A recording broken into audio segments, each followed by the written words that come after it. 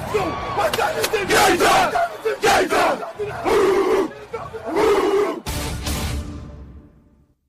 going to be a football game tonight now. No doubt. It's going to be a football game here. Okay. I done been here before. All right, let's go, baby. Play clock at 5. Pass is intercepted at the goal line by Malcolm Butler. Unreal.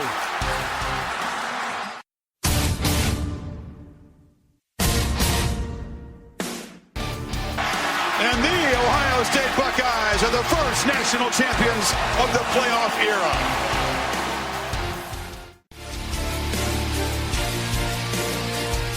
Ladies and gentlemen, football to football. Your host, Sean Garmer, Gary Vaughn, and Randy Isbell. Hello and welcome to another Football to Futbol. And man, this season is really starting to, it's pretty much on down to the wire with one game that doesn't matter and the big Super Bowl in a couple of weeks. And we just got to talk about these championship games, and then we're fishing for stuff to talk about on these shows, really. But I mean, it's been a couple of days. How's everybody's weekend go? Oh, good, man. You know, just kind of getting things ready for, everything we've been doing podcasting-wise. Of course, me and Sean did a big wrestling podcast last night for the World Rumble. Of course, getting ready for this coming week, enjoying those games this weekend. So I just been, man, sportsed out, to be honest with you. How about you, Randy? Yeah, who would have thought, I do 2 football podcasts a week, and I watch wrestling about once a month anymore, and the only thing I got right on Sunday was the Royal Rumble winner. Isn't that something? Yeah, I mean, I think they stumped me on a couple of them. I think we all got Kalisto. That's about it. Yeah. On a lot of that. So, but hey, things happen in there, so at least that'll keep us going. Where the football season is starting to end, but I mean, we did have 2 big games to talk about. One that kind of lived up to its hype, and the other one that was a total plastering of the other team. Something that we did not expect to happen at all, considering the way. I mean, Arizona maybe wasn't going in looking the best, but you still figured, okay, it's a championship game. They're going to do what they've done all season. And then here come the Carolina Panthers, and that defense shows up and forces 7 turnovers, 6 of them committed by Carson Palmer. Some of them really bad throws. Just absolutely insane that once again for another. And there were parts where it looked like they might be able to overcome, but then other plays happen. That 3rd and 2 that Larry Fitzgerald doesn't make the catch. The Patrick Peterson fumble, those I think also changed because that's been something that they've had to deal with, overcoming Carson Palmer making mistakes. I think this was kind of a game where he just made one too many. Or 2 or 3 or 4. This was like you said, this was a weird game because I think we all talked about it thinking it was going to be a close game. I thought Arizona matched up really well with Carolina and was going to give that defense a little bit of trouble. And it's just one of those cases where a game gets away from you and they were just unable to get things going. Listen, give full credit to the Carolina offense. I know the praise mostly is going to go to the defense for the 7 turnovers and how they completely just shut down Arizona in the second half on any chance they wanted to come back. But Carolina goes out, scores 17 points in their first 3 drives of the game, jump out to a 17-0 lead, and really made Carson Palmer, have to start forcing it. And then the defense was very opportunistic. They were jumping routes. They were completely playing mind games with Carson Palmer, knowing that he was going to have to force it down the field, and took advantage. And, to give a little bit of benefit of the doubt for Carson Palmer, his finger is still not 100%. So that goes a little bit. And as receivers were having a rough day, Larry Fitzgerald dropped 2 easy catches, in my opinion, that really kind of continued the momentum going Carolina's way. And unlike, last week when we were talking about how Carolina jumped out to a big lead and then kind of coasted, they did anything but. I mean, they went out there and just stomped all over them in the second half. Arizona scores a touchdown, goes for 2 and makes it. Carolina goes down, scores a touchdown, and they decide to go for 2 for some reason. And I understand that pissed a lot of people off when they're up by 25. But I just think that was them saying, listen, we know we took the foot off the gas last week against Seattle. Absolutely no way we're doing it this week. So full credit to both sides of Carolina. They completely dominated this game from start to finish. This game turned out completely the opposite of what I talked about last week, and Randy just kind of pointed out. We were really giving Arizona's defense a lot of credit. Overall, the offense a lot of credit, and that's where we were pointing. We kept thinking, well, I mean, it's going to be very difficult with the Carolina Panthers banged-up secondary to cover Larry Fitzgerald and the rest of these great receivers that the Arizona Cardinals have. It just didn't work out that way at all. Carson Palmer was the guy they had to stop, and they did it effectively, and it was almost too easy at times. Carson Palmer helped them as much as they hurt him. So, I mean, it just really was dumbfounding at times to sit here and say, wow, this is a team that I really thought could do something, at least keep up. And it just didn't end up that way. And really, the kicker is I think I motivated Ted Ginn. Ted Ginn was very effective in this game. Rushed for a 22-yard touchdown, and made some great catches in this game. And I really felt like he was the one guy that you could point to and say, he just is not effective in the playoffs. Well, yeah, I was completely wrong about that one. So it was just a complete domination for the Carolina Panthers. You got to be happy for their fans. I mean, this is something special. You saw the greatest show on turf in St. Louis when they had that going. They loved it. They enjoyed it. It's nice to see fans happy, but if you're an Arizona Cardinals fan, you are really bummed out because your team really had the reins of this whole conference. Let's be honest, you really did. Besides the Carolina Panthers, there's nobody else that was really matching up with you, and the Cardinals are just not the team. The Panthers obviously are. And what do you make of after the game, Bruce Arians was like, I'm not putting this on Carson Palmer. I'm putting this on, and there was nothing wrong with his damn thumb and all this other stuff. You think Bruce Arians is kind of covering a little bit, even though he kind of knows who you're putting this on, or? No, because I'm kind of with him. I don't put this on Carson Palmer. Listen, again, Carolina came out and punched him in the face. That offense was unstoppable to start the game. And when you go down 17-0 in the first quarter, your game plan changes, and you start forcing things. Sometimes it's going to work out in your favor, and you can start moving the ball down the field. Sometimes you're going to get picked off. Maybe Carolina saw something in the tape where Palmer was really kind of giving away where he was going to go, and they baited him into some stuff. I mean, listen, you go back and the stats look terrible. He throws 4 interceptions, only 235 yards, but I mean, if you look at the bigger picture, he threw 3 of those interceptions when the game was basically over. I mean, it finished it off. It turned it from Carolina dominating the game to a complete blowout. So you kind of throw the stats out the window for Carson Palmer. I know a lot of people are giving him a lot of flack today just because of the numbers, but I think even if Carson Palmer goes out there, throws 350 yards, gets a couple touchdowns, only throws 1 pick, I still don't think Arizona wins this game. Yeah, you're right there, Randy. And the one thing is I have to give Palmer some of the blame here, but not completely all of it. That offensive line that I said had to be better this game, and there's no way they could play any worse than they did against the Packers. Completely wrong on that. You got to give credit to the Panthers as well, but it amazes me. An offensive line that just looked really great all year long, just really worked hard. All of a sudden they got exposed, and maybe it's something in the tape.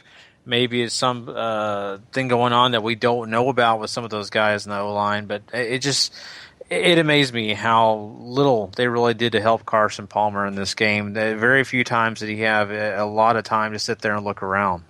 Yeah, and speaking of offensive lines, how great was Carolina's? I mean, especially after we saw what Denver did to Tom Brady in the first game.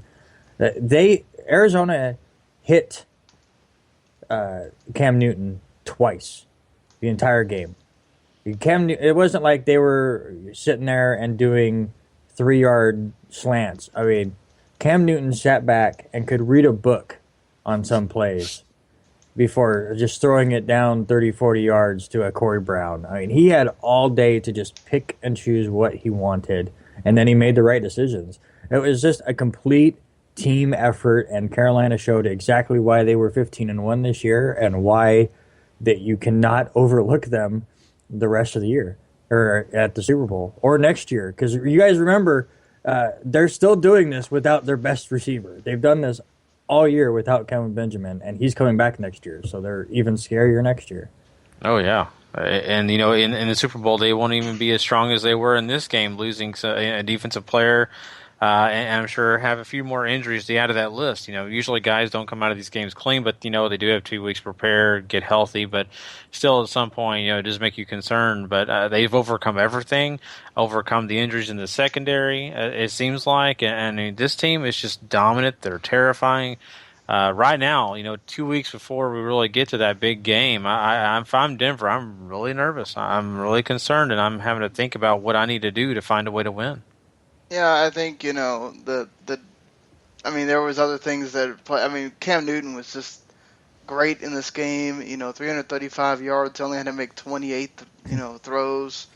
I mean, the Corey Brown one to me, I think, was the one that really, when you're down 17-0, and all you had to do was make that tackle, you don't, and he goes all the way.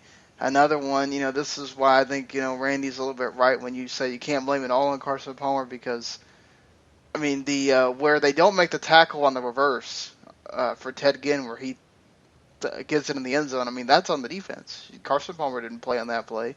And, you know, the guy that didn't make the tackle on Corey Brown, that's on him. You know, Patrick Peterson made that big fumble on the punt return where he's just not looking, or he's thinking about running and not making sure he has the ball. I mean, that hurts you too. I mean, you could have made a big difference there.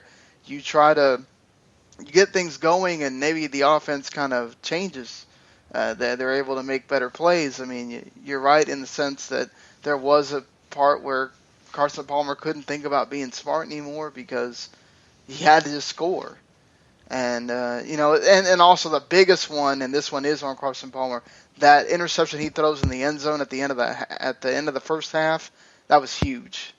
They would have scored there. That's a different game going into the second half. You know, you're making Carolina think about, oh, hey, we might blow it again. Hey, we got to be on our game. It gives the defense new life and everything. But when you're down, what was it, like 24-7 instead of a possible like 24-14, and it's a 10-point game going in halftime, that's a much different game there.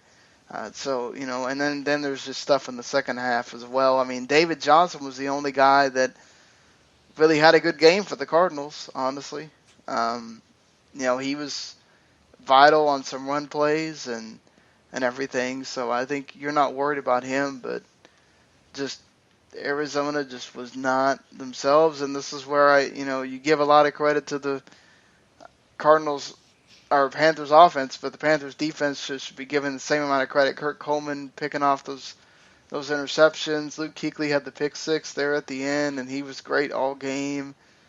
Just Quan Short was great. I mean, just that whole team just turned on a great performance. It was everything Carolina in that game, honestly. So, I mean, and Gary's right. I mean, if you look at what, we'll go ahead and transition to the other game. You look at what Denver did. And, I mean, they didn't put up anything impressive. I mean, you're scoring 20 points, and you're hoping your defense. And there was so many times, and I mean, I'm sitting here going the fourth quarter, I'm like, how many times are you going to give Tom Brady an opportunity to end the game for you? How many times? All they had to do was get one first down. The game would have been over. They couldn't even do that. I mean, I don't know. I mean, that's a really big deal when you're playing a team like the Panthers defense. You know, isn't it?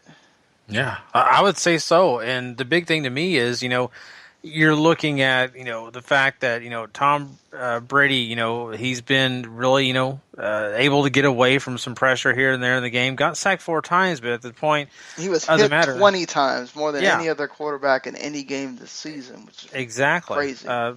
It is very crazy, and it shows how good that defense is, but at the same point, it shows how lackluster that offense is at times, and that concerns me because, Tom Brady was able to do it, but Peyton Manning just doesn't seem like he has a Tom Brady way about him where he can get away with things and he can make things happen when he needs to. They just had to get that first down, like you said, Sean. Great point, and it just, I don't know how they couldn't figure out how to get a first down. It scares me to death that if I was a Broncos fan. I know our good friend Paul has to be a little worried because you would think with a guy that's had as much experience as Peyton Manning has, with the receivers they have, because I still think the receivers are pretty good. They haven't really been the receivers they were. I still think those names on the back of the jerseys have kind of lost their luster this year, but they're still got that talent. They got running backs that can get, on the outside and gain yardage, and they couldn't do nothing to get a first down. Either they're too comfortable or they can't figure it out. I don't know. And what do you think, Rennie?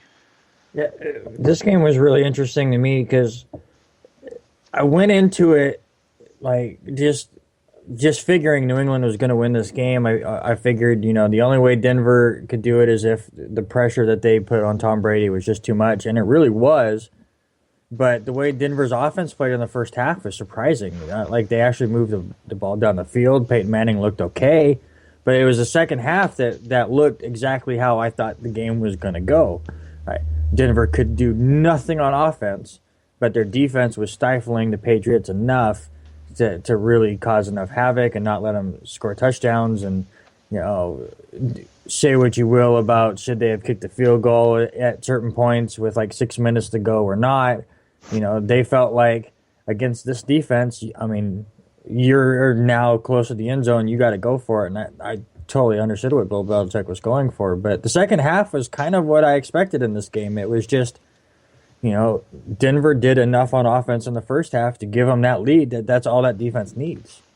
I mean, we're going to be sitting here the next 2 weeks talking about Denver and Carolina and trying to break this down. And I know a lot of people are going to give Denver absolutely no chance other than it would be the amazing story if Peyton Manning wins the Super Bowl and retires and does the John Elway and all that. But, like, if they broke it down, they'd go, no, Carolina's going to blow it out. This is the exact kind of game that Denver will need to play in 2 weeks. Keep it close, bring as much havoc as they can towards Cam Newton, get them off rhythm, and just keep themselves in the game, because as the game goes along, if, say, Denver has even a 3-point lead going into the fourth quarter, like, you got to love Denver's chances because it's that defense that you rely on. And it kind of showed against New England. They fell behind in the first half and just could not overcome that defense. Yeah, and I think the big point here is the difference is going to be, Tom Brady, he can move a little bit. He can move enough, but he's not Cam Newton. Cam Newton's going to move around. He's going to run up there.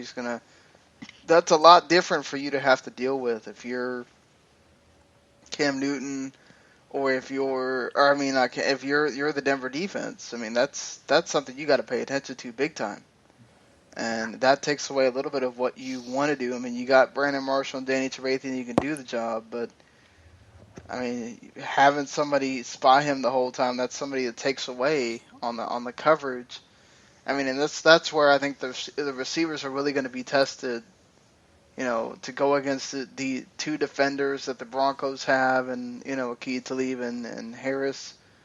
And if they're going to be able to kind of keep them down, is this the game that's finally going to show not having a Kelvin Benjamin or whatever, if that makes the difference, or if they're going to be able to stop the running game, which that's another thing. The Patriots had no running game, and it showed as well. They had no way to take the pressure off of Tom Brady. I mean, it's just Steven Jackson's he's too slow. I mean, that guy should not be playing anymore. I have no idea why the Patriots signed him again. He's a great goal line back, I guess, but at that point, who knows? I still have to give the Patriots a lot of credit. I mean, Brady just finding Gronk on a 4th and 10, ridiculous, making plays and just, it was amazing to me. They still got the touchdown, and it came down to that 2-point conversion that would have tied the game, and you never know. The way the Broncos are playing, you get into that overtime, the Patriots could have won very easily. Definitely. So. I think so, too, and I think the momentum that the Patriots had going, I for sure think they would have won, especially if they got the ball first. And you're talking about the running game, Sean. You make a great point here. In this game, I mean, look at the score and the way the game turned out, and the New England Patriots had no running game. That's going to be different when they face the Carolina Panthers. They've got guys. They're all about the running game. Tolbert. They got Cam Newton. So, I mean, it's all effective all the time. And so that's a big concern, just because the pass rush is going to have to deal with that. They're going to have to decide when they're going to pass rush, when they've got to kind of hold back a little bit and make sure they stop the run. They've got a lot of decisions to make on that defense. Wade Phillips is going to have his hands full completely when it comes to game planning for this game. But you made a point about the New England Patriots and the fact that they got like Steven Jackson, a guy with a lot of experience, just not very good. And that wasn't a very good test. I mean, my God, I think the reason the Patriots got Steven Jackson was so he could afford his hover round. God. I'm just saying that. So that's one of the things I think they really got to consider when they go into this game. That we didn't have to worry about a running game last game. What are we going to do now? Yeah. And Gary brought up Wade Phillips, and I think that's going to be the key for the Super Bowl is what Wade Phillips can come up with. Because yes, Tom Brady is nowhere near as mobile as Cam Newton, but Tom Brady technically is supposed to have seen every kind of defense there is. He's the one that. He can see a defense and go. Yeah, I don't think that's Tom Brady. That offensive line was terrible. Well, that's terrible, but he was confused as to where it was coming from. You go back and watch some of those plays, and Tom Brady was like taking a step forward, like he was afraid there was going to be a bomb the next time he took a step, because he just had no clue where it was coming from. Yes, if the offensive line of New England was better, they're not going to hit him 20 times, but they brought so many different kind of packages at New England that they completely got him off guard. Now do that to a Cam Newton who hasn't been in the year or in the league as long. Maybe you can confuse him. Maybe you can trick him into throwing it to a place you don't want. And then the other big stat that I just want to bring up as far as how this game went, New England who is usually amazing in third down.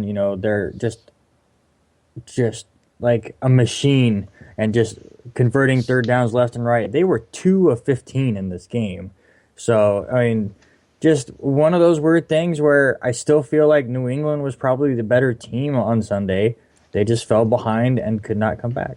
Well, part of it, too, was the safeties were just destroying Danny Amendola and Edelman when they would come across. And that's something that, some of the, you don't have Ted Ginn do it that much. And, you'll have Corey Brown run the 9-round order, but that's what, like, Jericho Cotchery and some of the other guys do, is they do these cross routes across so that Cam Newton could just see it, find it, throw it. If you do that against T.J. Ward or you do that against Darian Stewart, they're going to pop you. And, it's all it takes is that one time sometimes, and those guys may not be thinking the same way the next time they come across the middle, so... and that's the thing, too, with Brady. When you get hit so many times, at some point it hits you psychologically. Like, it doesn't matter how good a quarterback you are. You get hit, especially the way, like, Von Miller, where he just ripped Marcus Cannon a couple times to whack Brady. I mean, Lord, just that messes with you. Like, you don't know where you're throwing the ball because you're scared somebody's going to come and hit you. I mean, Cam Newton doesn't have to worry about that because his offensive line has really been, one of the best ones of the entire league this year. I mean, that's good. I think that's going to be a big key is the two lines going against each other. Which one's going to be better?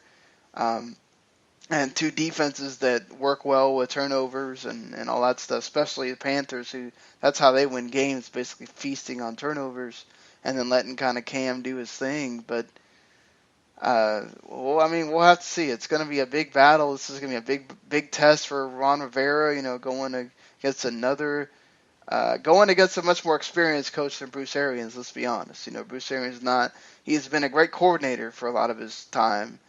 Not a long time been a coach like Gary Kubiak has. So I think this is going to be really, really big, coaching wise, line wise, everything. This is going to be a really intense matchup to see on so many different ends. I think we're going to have fun the next 2 weeks going through this with the 3 shows that we have in the next 2 weeks before that game. But I mean, anything else you guys want to say about the game? We really don't have, much going on news-wise. So if you want to say something else about the game, go ahead. Yeah, I mean, I really don't have a whole lot to add. I just know both these games brought up a lot of good strengths and weaknesses for both teams. I think that we're really going to have a fun time in these next 3 podcasts to really break it down, maybe get some little tidbits here and there.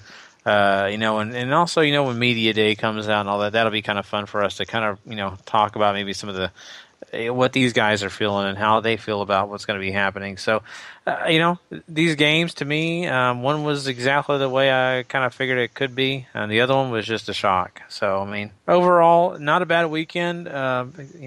Great weekend if you're a Carolina Panthers fan. Yeah, I just want John Fox to do the coin flip for the Super Bowl just so I can look at his 2 former teams and go, "Hi guys, we all made it to the Super Bowl, didn't we?" Yeah, I mean, look at it. If you're the Patriots, that offensive line coach should have been fired, right? He got fired. Yeah, he is gone. Yeah. So, you get what you get. I mean, they had a lot of injuries this year. That's my thing.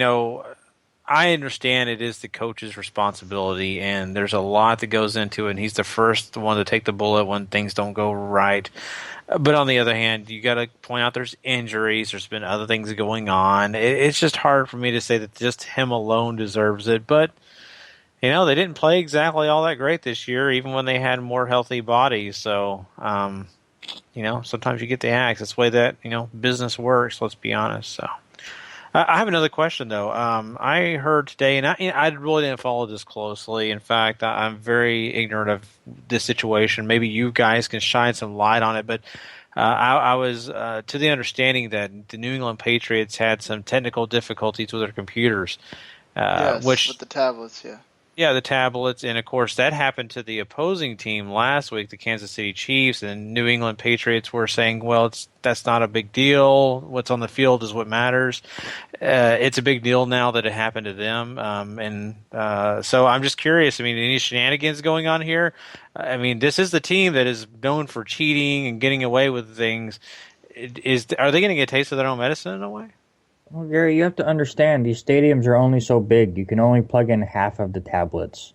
Oh, man. So you stick to the home ones first. And, if the ones that the road team has accidentally have died in the last week, there's not much you can do. Yeah. I guess you got to bring your own portable generator. Make sure you got your own tablets. I mean, they went and hardwired them or whatever. I mean, I don't think it's a big deal. Yeah. I just, throw that out there a little bit. It's interesting. We always have to talk about controversy. When you lose, they're always going to find the scapegoat. It's just the way it is. I mean, you think Gostkowski should blame himself for missing an extra point? Not me. He put the game on himself, he said. It's great that he did.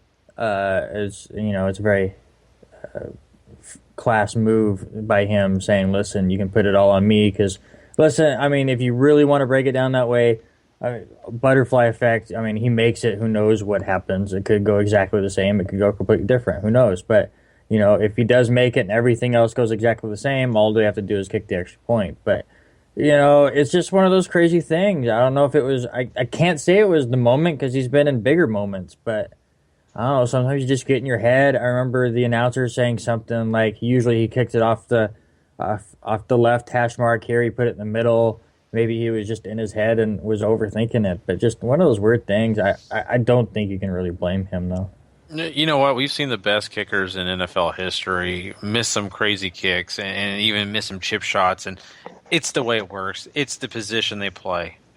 We can. It's not the science that you would think it was. It's not complete. It's not perfect. There's no purity to kicking the football. And so yeah, sure. I mean, I get it. You take responsibility for your actions, and I think that's wonderful. In truth, it's just what happens. And not only that, with the new rule, this is what's supposed to happen, right, guys? This is what the NFL wanted. They wanted more missed kicks. They wanted more 2-point conversions. Yeah. Hey, there you go. Gostkowski hadn't missed one since 2006, and that one was blocked. So it may have been longer since he missed one where he actually missed it. So, I mean, that's huge for that point. I mean, Belichick not kicking the field goal a couple of times, said he had a chance to kick field goals. Yeah, I kind of brought that up a little earlier. I'm totally fine with it. I had a discussion with a coworker today about that exact thing where he was under the opinion that if they kicked the field goal, they would have won the game. I was like, well, if they kicked the field goal, maybe Denver plays a little different, and maybe they do get the first down. I mean, it's tough to say. The way Denver's defense was playing, I totally understand feeling like, okay, we're down here. We're inside the 30. This is our chance to score. We need to take advantage of it. Third down, fourth down, it doesn't matter. We need to score, and we're going to put the ball in Tom Brady's hands and have faith in it. And, a couple times it didn't work out, and then finally at the end it did. They just didn't get the 2-point conversion. So I'm not going to second guess it. I'm not going to sit here and make it seem like I'm anywhere near as smart as Bill Belichick is, especially when it comes to football. So I will go with what he decided.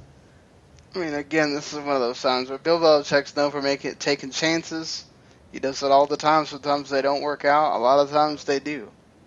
That 4th and 10 that Tom Brady hits, and he still had the touchdown. Look, it came down to one play. Denver was on it. I mean, Brady got pressured. I mean, he kind of just threw it there. Even on that 4th and 10, he kind of just threw it up there for Gronk, and Gronk made the catch. I mean, so just sometimes things roll that way. But we'll spend the next 3 shows talking about, this Super Bowl. We'll look at it from different ways here. But these championship games, they were big in the ratings. 53.5, I think, million for the AFC Championship game, which is about a 1.0 less than the record, which is Steelers-Jets from 2011. Oh, yeah. And the NFC was about 10 points less, about 45. That was a big blowout, that's why. So, but still, that's a big. Do what? Oh, and the Royal Rumble. Yeah, Navy. You never know. Hey, my plan was to watch both football games and then the Rumble, and about halfway through the fourth quarter, we went, okay, it's Rumble time. Yeah. Yeah, you never know. Vince would love to say that he took credit for some of that, but, and Peyton Manning also made $2 million with that win over the Patriots. That's how they structured his taking less deal.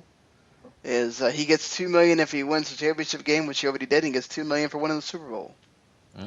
So Peyton Manning has some money on the line in that game. Maybe that'll motivate a little bit there in 2 weeks.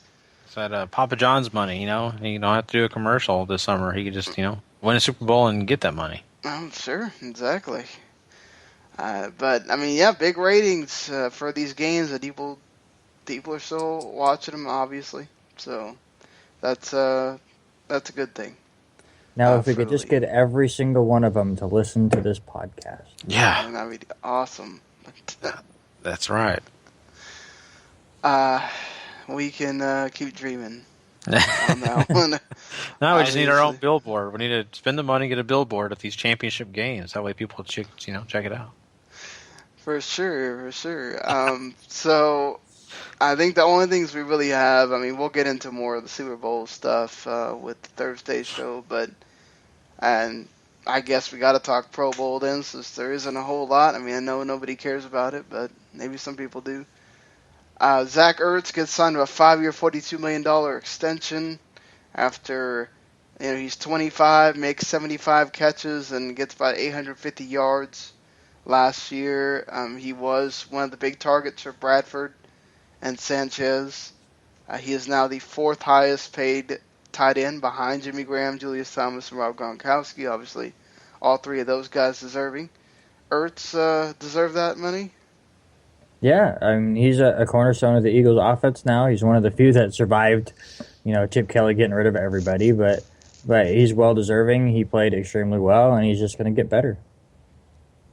Yeah, he's a young guy that he has a great deal of potential, and you got to lock those guys up when you get a chance, and this is their time. And if they can build the offense and really make him a cornerstone like he already is and keep him that way, they've got a great player here. So I don't think this is a bad deal. I agree, too. I think you got to sign a guy like that. He was tremendous this year for them. He made some big catches and big moments for them when they needed it. I think he's one of the guys you need to count on because some of those receivers weren't really that great. I mean, you want to be looking for receivers if you're the Eagles. I think Aguilar is a good guy, but the tight ends were not the problem at all for the Eagles this year. Mike McCarthy has come out and said apparently this has been a problem. I mean, this has been a problem for years now. The way Ted Thompson does it with the Packers, where he doesn't go sign guys in free agency. He's all about the draft and getting a lot of the same talent around and just building it up or whatever. Mike McCarthy says he's sick and tired of the way that he doesn't go out there and sign free agents. Do you think this might motivate the Packers now to finally go out there after the season they had? They did go to the playoffs, and maybe change the way they do things in the offseason a little bit. I could see that. I kind of hope not, though. The reason I say I hope not is because of the fact that I like the way the Packers have done things in the past, and that's build on the draft. Not only that, build with some of these young signed guys that are not really well known, and that's the success they've had. It's the way they've been able to keep the guys that are high free agent guys. They've been able to sign them back because they had the money there. They weren't worried. I mean, the Patriots do this all the time. I've thought that the Packers have got a great way of doing it their own. If they go and do this whole, hey, let's go sign all the big-name guys, you're going to lose some of those guys that you have had for a while. You're going to lose some guys that have been a cornerstone just because you're trying to make a big splash. I get it. Yes, everybody wants to make the big splashes, but if you've had success year in and year out, I don't see the big deal. I mean, it all comes down to they had a few problems on defense. You can sign a huge guy, but if they're talking about signing 3-4 big names, that to me can hurt a team. Yeah, I don't think McCarthy's really looking for that amazing splash like top free agent. I just think, how much better would Green Bay have been once Jordy Nelson went down if they had went out and signed like two veteran wide receivers that could have just kind of filled that hole? Heck, they could have went. They probably could have went and hassled the Dolphins for Mr. Greg Jennings again, who Rodgers has chemistry with. I mean, he wasn't doing nothing. I think it's more that, just maybe more role players, maybe more just guys that are going to fit specific needs. I mean, obviously the draft is extremely important in the NFL, and Green Bay understands that, but it is also very key that you use free agency well. I think as a Jets fan, one of the things they did extremely well was they used free agency for their favor the last few years as far as offensive pieces, and they allowed themselves to use the draft to really bring in young talent in the core positions, the offensive and defensive lines, and then used free agency to make the receiving core now with Brandon Marshall and Eric Decker. So I think that's what McCarthy would like, is use the draft for our core, most important pieces, and then, let's go out and get a tight end and an extra wide receiver or an extra cornerback and really bolster the team there as well.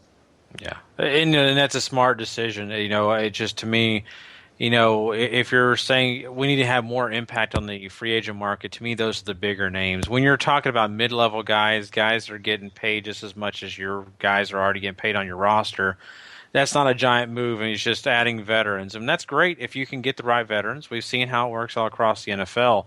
So it's fine and dandy, and you could add those pieces. To me, they just don't always work out, and you can't blame someone if they don't work out. It's kind of a gamble. For sure. And speaking of not working out, two guys that it just didn't work out for this season. If we're talking about the Dallas Cowboys, Des Bryant and Tony Romo. Des had to go on Instagram and talk about how he knows he didn't play well this season, but obviously the fans who are moaning and groaning do not understand how it is to play with a broken foot. It obviously hurts you mentally, and that he's impatient just as much as everybody else for the 2016 season to start. He even talks about maybe he shouldn't have played. Obviously, hindsight's 20/20, but do you take a look at that and say maybe he shouldn't have, or do you just? I mean, what do you think, Gary? You look at this and you go back and you kind of think about Randy mentioned the butterfly effect. Great way of looking at this. What if he didn't play? Well, okay, there's a possibility they may have lost another game. Not many. I mean, they only won 4 They of them. lost a ton of games already. I mean, what's that going to really be in the scheme of things? But at the time when he did come back, there was still that hope because of how bad the NFC East was. There was still that thought. It's so sad, but we were talking about this until week 13 or 14. We were talking about this until, wait. Yeah, the Cowboys still got a shot. They could do, and that's the thing. And I think Des Bryant, he can blame ownership. He can blame the coaches. He can blame the Cowboys doctors that were talking to him that he shouldn't have played. And you know what? He probably shouldn't have. If you want to let's be honest, and talk to a specialist who knows all about this kind of injuries. But you've got to think Des Bryant's a competitive guy. I for sure don't think he was on the sideline sitting there saying, I don't want to play, but if you guys think I should, I guarantee you he was yelling at them, I'm going to play the next week. No, you're not. I'm going to play next week. No, you're not. That was probably Des Bryant. That's the way his attitude is. He's a fiery guy. He's very competitive. I get it when hindsight, you're going to say those things. Well, maybe I shouldn't have done that. Maybe I, shouldn't have told my boss that I'm not doing that project. That comes up in our own lives, right? It's just the way things work out. It is what it is now. Yeah, that's just every NFL player where, they get injury, excuse me, and, they come back and then the offseason hits and they kind of have time to they realize, it's not as healed as they thought it was, and it's kind of hindering them in the offseason. They go, well, I probably shouldn't have come back when I did. It was probably silly. And, I mean, we're going through that right now with Carolina with Thomas Davis, who breaks his damn arm and is going, I'm going to be there for the Super Bowl. I mean, he may regret that come March, April, when it's really still bothering him, but it's just one of the things. If football players want to get out there and they take that risk, and that's the same thing with Des Bryant. Yeah, and this injury is a serious injury because we've seen it in careers. It really has, and there's still guys. Hakeem Nicks is a guy you need to look at. His exact same injury was never the same receiver. He still tries to play in the league. Not the same guy he once was, So Des Bryant has to be smart about this. He's had to have more work on that foot. It's going to take an entire offseason. But I think that, I don't see Des in the same way, because there was time, when Romo was there, that Dolphins game where he played really well, and there was other games where I don't think that was his foot that was making it to where the ball was in his hands, he wasn't catching it. He just wasn't. Yeah, I do agree with him on the mental thing. I really do. We've seen this in athletes all the time where they overcompensate in other areas, and maybe mentally he was overcompensating for making sure his footwork was right, forgot about his hands. It happens quite often. I'm not making excuses for the guy. I definitely agree. He's a professional. He needs to make this second nature. But, if, that was taking his focus away, he should have been on the field. Well, on the other one, Tony Romo had some MRI on his collarbone to test the strength of it, and he's going to go ahead and have a steel plate put in so that he doesn't have to deal with this injury possibly cropping up again. That would make it to where he could, play longer. He feels like he could play for a while. We talked about last week. He feels like he can play 4 more years. Obviously, if you're the Cowboys, unless even if one of the guy that you're hoping to draft or somebody you bring in develops well, you obviously want Tony Romo, who still showed he can play when he was healthy. You think this is the best move here? Go ahead and get this plated. You get this out of the way. You got steel there, so when you fall, it's not just a bone hitting. Well, I don't know what he's trying to do to make it better sooner. I mean, come next season, Johnny Manziel is going to be your starting quarterback anyways, so just do whatever you want to make it comfortable while you're standing at the sidelines. But see, Randy, sorry, that would make me really concerned. But here's the thing: let's just take your scenario. Let's say that happens. Week 1, Johnny Manziel walks in, plays the game, afterwards goes to the bar, gets drunk. Hey, he's suspended for 4 games, so Romo gets to come back for those 4 games. That's okay. That's going to work out. Johnny Manziel will drink himself out of the league. Well, we see that's why they're going to also draft Tim Tebow. They're going to draft Tim Tebow? Draft? They're signed to Tim Tebow, and they're going to have them be roommates. Oh, that's great. So he can pray. And they're going to make a TV show out of it, and it's going to debut on the CW in August. Sadly, Randy, you know how high ratings that would get for that show? I guarantee you it would be pretty high rated. So, just like Hard Knocks is every time the Cowboys do it. But, it's just something that I look at with this, Romo situation. The doctors have already said to him, look, this will work, but it's not going to completely protect you. This is not going to strengthen your collarbone. So next year when Romo's playing and Luke Kuechly just dives headfirst into his chest and, everybody's going to be aiming for that collarbone, it's got a good opportunity to break again. This is not going to fortify that. That is not going to make him Superman on the collarbone. This is still going to be a concern. This is not a fix-all. So I don't want people to get that wrong. This is not going to strengthen his collarbone enough to make him where he's not going to get a future injury if something happens. So I think, once again, that's why the Cowboys have to look for a quarterback because, if nothing else, just have a solid backup, not a guy that's... Yeah, I mean, Aaron Rodgers waited 3 years. Tyrod Taylor waited 4 years. I mean, there's nothing wrong with waiting. It's not going to hurt you. Mm-hmm. And if Romo gets hurt again, then, that opportunity comes up. You go and show what you have. And if you're like Romo did, and maybe you unseat Romo, and Romo has to go find another team to play for. I mean, or PGA. Yeah, he can go. He always was a good golfer. He can go do that. But I think that pretty much ends it for the show today. Hopefully you enjoyed what you heard here, us discussing the championship games, whatever. On Thursday, we'll talk about that Pro Bowl and, how they did the teams and stuff and kind of go through our first round of kind of talking about the Super Bowl and some of the matchups and whatever. And then the next week it'll be all about the Super Bowl and everything. So just kind of hitting that road. It's almost over, guys. Makes you sad.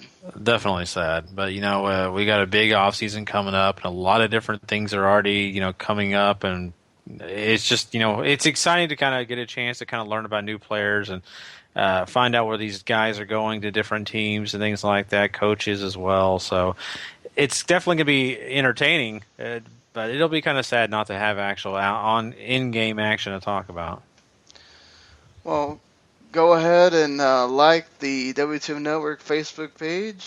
You can go to facebook.com/W2 Network. You can go subscribe and rate and review on iTunes and Stitcher. That helps us out a lot there. All it takes is you write a little bit of something. Just leave a little rating, whether it's 1 to 5 stars, and you write a little bit of something and what you like and don't like about the show. And that's all you got to do. It's really not that difficult. And then, you could check out the rest of what's on W2 Network. Of course, we already talked about that Rest of the Max special we did, reviewing the Royal Rumble. So you can go check that out there. Randy released his newest backlog busting. Talk about it, Randy. Yeah, our last backlog busting project, we what did we do? Guys, you always ask me this, and it's been too long. I'm too old. I played Thomas Was Alone, and which is a weird indie game about blocks, and Wes played Final Fantasy X2, and we played the wonderful game of Bubble Bobble. Anybody remembers that from the 80s? Wes and I somehow played through that game twice and didn't kill each other, so I'm pretty proud of ourselves there. That is now a feat. I am dredging myself through Prince of Persia: The Sands of Time, which has not aged very well. I'll just say that. I always had issues trying to finish that game. Just not one of the things I wanted to do sometimes. But I mean, everything will be new at the normal times that they are. And just make sure keep coming back, and we'll be back on Thursday night, Friday morning. Until then, later, everybody. Peace.